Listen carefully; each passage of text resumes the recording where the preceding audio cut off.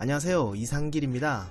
이상길의 작고 깊은 영화관 39번째 상영작은 예고해 드렸던 대로 바로 미야자키 하야오 감독의 하울의 움직이는 성입니다. 2004년작으로 국내에서도 그해 말에 개봉을 했던 작품인데요.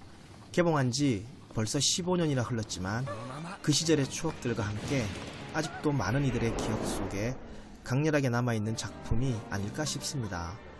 당시 꽃미남이라는 신조어에 편승해 여성들 사이에서는 하울 신드롬이 일어났었고, 하울의 목소리를 맡았던 일본 대표 꽃미남 배우였던 기무라 다쿠야도 화제가 됐었죠. 또 원작 소설을 독특한 상상력으로 잘 표현해낸 미야자키 하야오 감독에게 찬사가 쏟아졌던 작품이기도 합니다. 그런데 이 영화 굉장히 어렵죠. 저도 처음 봤을 때는 하울의 미모와 영화 속 화려한 색감에 빠져 감독이 무슨 이야기를 하고 있는 건지 당최 알 수가 없더라고요.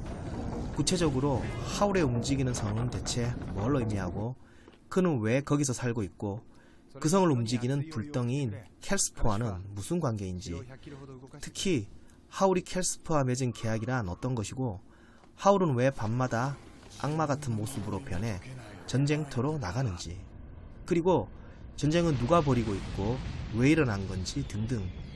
영화는 이런 질문들에 대해 어느 것도 명확하게 알려주질 않죠. 해서 이후 전 영화의 이해를 위해 몇 차례 더 다시 보기를 하게 됐는데요. 그러다 보니 영화 속 메시지들이 서서히 정립이 되어 갔답니다. 해서 이번 영상은 그 부분에 초점을 맞추게 됐는데요. 물론 이번에도 공감 여부는 전적으로 당신의 몫이니까 다른 의견이 있으신 분들은 댓글로 달아주시길 바랍니다. 그럼 지금부터 하울이 살고 있는 이상한 세계로 함께 여행을 떠나볼까요? 미래소년 코난으로 유명해진 미야자키 하야오 감독의 작품에서는 언제부턴가 저주라는 개념이 대단히 중요한 의미를 갖게 됐는데요.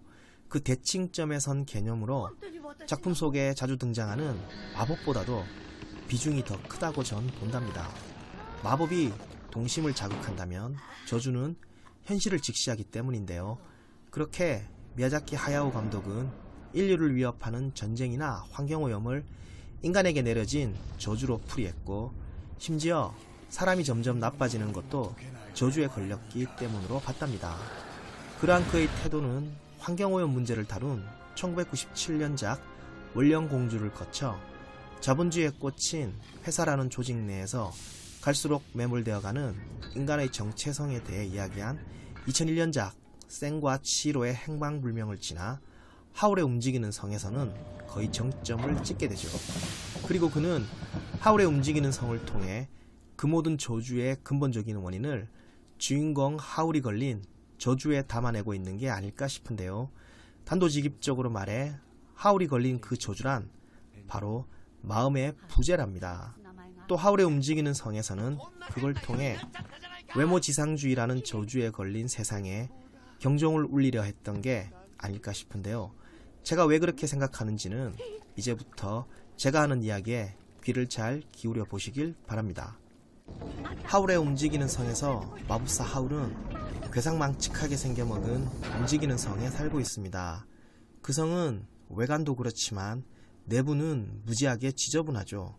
성 안에는 성을 움직이는 동력인 불덩이 켈스퍼와 꼬마 마법사인 마르클이 함께 살고 있는데요. 그런데 켈스퍼는 사실 하울의 심장, 즉 마음이랍니다.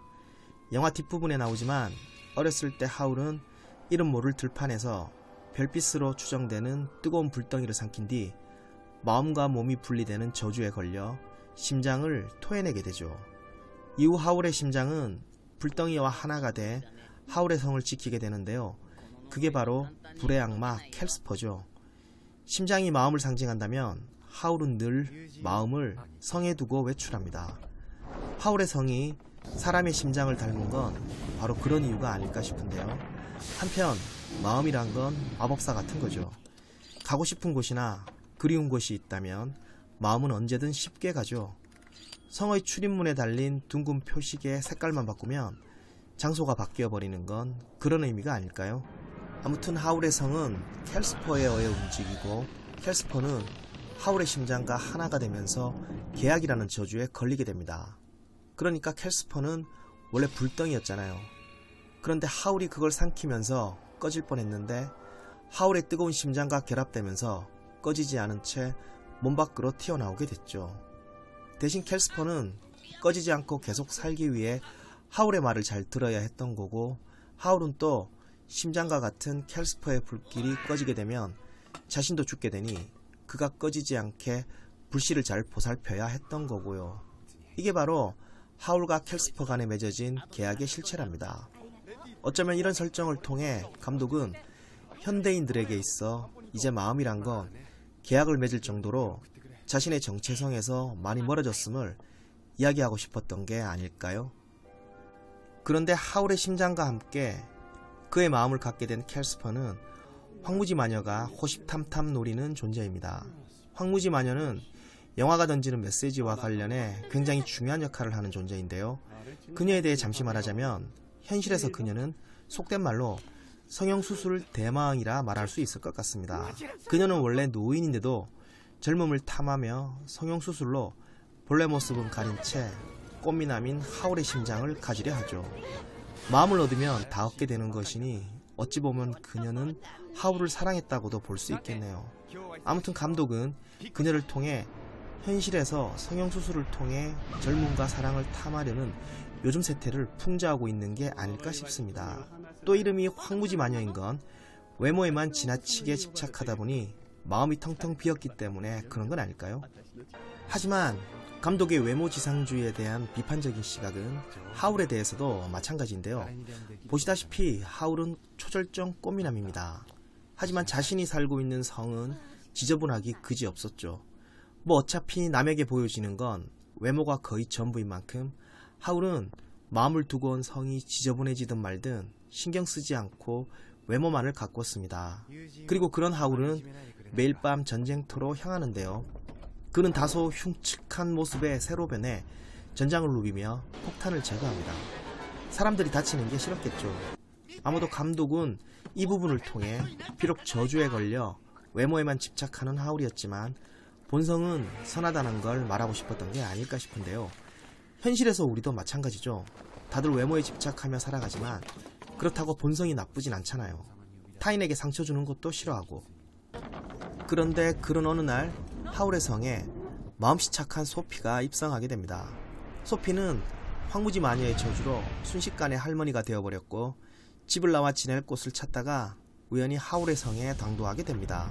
소피는 소녀일 때 하울에게 마음을 빼앗겨 그를 사랑하게 됐는데요.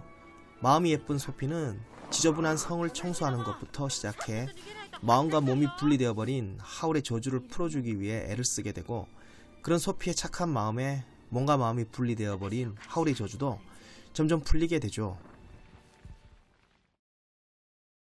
사실 집에서 벗어나 학교란 곳을 다니면서부터 우리가 겪는 세상은 거의 전쟁터입니다.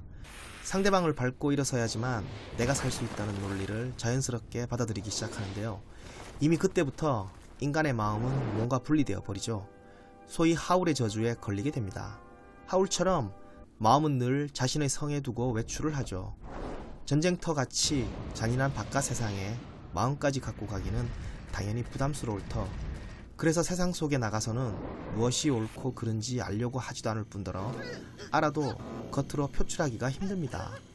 마음을 집에 두고 온 탓인데요. 대신 남에게 보여지는 외모나 피상적인 이미지에는 혼신을 다하죠. 관련해 하울의 목소리 캐스팅에는 나름 의미 있는 비화가 하나 있는데요. 미야자키 하야오 감독이 하울 목소리 역으로 당시 일본 최고의 꽃미남이었던 기무라 다쿠야를 캐스팅하게 된 건 그가 그룹 스맙 멤버 시절 지하철 안에서 여학생들에게 둘러싸여 있는 모습을 우연히 목격하게 됐는데, 그 모습을 보고 감독은 불쌍하다고 생각했었다고 합니다. 그 기억 때문에 30여 명의 후보들 중 바로 기무라 다쿠야를 캐스팅하게 됐다고 하죠. 때문에 하울의 움직이는 성에서 할머니가 된 소피의 따뜻한 마음과 사랑은 외모 지상주의라는 저주에 걸려 마음과는 계약을 맺을 정도로 멀어져만 가는 세상을 치유하는 의미를 갖고 있답니다. 극중에서 소피는 외모에는 무감각한 마음이 예쁜 소녀인데요. 자신이 예쁜지조차 모르는 순수한 소녀죠. 그녀는 황무지 마녀의 저주에 걸려 할머니로 변하게 되지만 크게 낭망하지 않고 꿋꿋하게 살려고 노력합니다. 외모는 할머니로 변했지만 마음만은 여전히 예뻤던 소피는 사랑으로 하울이 걸린 저주를 결국 풀어주게 되는데요. 하울 역시 소피에 대한 사랑을 조금씩 표현하면서 그녀가 걸린 저주를 풀어주게 되죠. 비록 노인의 모습이지만 하울은 소피의 따뜻하고 착한 마음씨에 점점 끌리게 되고, 그러는 과정에서 간간히 소피는 저주가 풀려 할머니에서 소녀의 모습으로 살짝 돌아오곤 하는데요. 마침내 하울은 소피를 위해 자신의 성에 그녀가 지낼 방을 한 칸 내어주게 됩니다. 그렇게 마음 한켠에 그나 그녀가 지낼 방 한 칸을 내어주는 것, 그게 바로 사랑이 아닐까요? 하지만 미야자키 하야오 감독은 하울과 소피가 걸린 저주뿐만이 아니라 전쟁을 비롯해 영화 속 모든 난장판까지 마음이라는 마법으로 치유를 하게 되는데요. 마지막에 소피의 도움으로 어린 시절 자신의 몸에서 분리됐던 캘스퍼, 즉 심장을 다시 삼키게 된 하울은 잃었던 정신을 찾게 되고 소피에게 몸이 왜 이렇게 돌덩이처럼 무겁지? 라고 묻습니다. 그러자 소피는 이렇게 대답하죠. 아니, 그보다 앞서 캘스퍼의 대사가 더 의미심장한데요. 하울의 저주를 풀어주기 위해 황무지 마녀로부터 캘스퍼를 돌려받은 소피는 그것이 여전히 따뜻하다고 말을 합니다. 그러자 캘스퍼는 이렇게 말하죠. 영상 끝까지 봐주셔서 감사합니다.